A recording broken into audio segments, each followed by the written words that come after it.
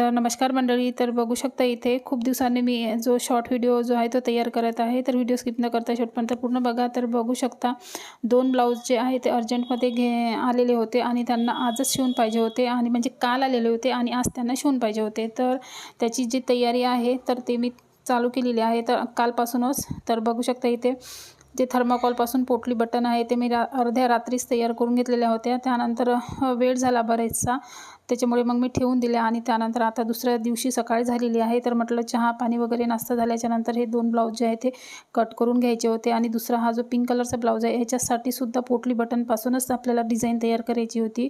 तर त्याची इथे तयारी चालू आहे. एक ब्लाऊज शिवण्यासाठी आपल्याला किती मेहनत घ्यावं लागतं तर बघू शकता. म्हणजे आणि कस्टमरांना जर तुम्ही अर्जंट शिलाई ब्लाऊज असेल तर अर्जंटमध्ये शिलाई सांगितली त्यांना जास्तची, तर त्यांना वाटतात की बापरे खूप, पण त्यांना माहिती नाही की अर्जंटमध्ये ब्लाऊज घेतला तोही डिझायनर, तर त्यासाठी किती आपल्याला धावपळ होते. आधीचे जे आपलं काम बाजूला ठेवून जे अर्जंटचं ब्लाऊज आलेलं आहे ते आपल्याला आधी करून द्यायचं असतं. तर त्याच्यासाठी अशा पद्धतीचं जे आहे चालू आहे. तर इथे तर आणि शिलाई म्हटलं तर आपल्याला कमी द्यायला पाहतात.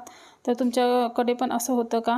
पण जे नेहमीचे आपले रेग्युलर असतात कस्टमर, तर त्यांना थोडं आपल्याला द्यावंच लागतं.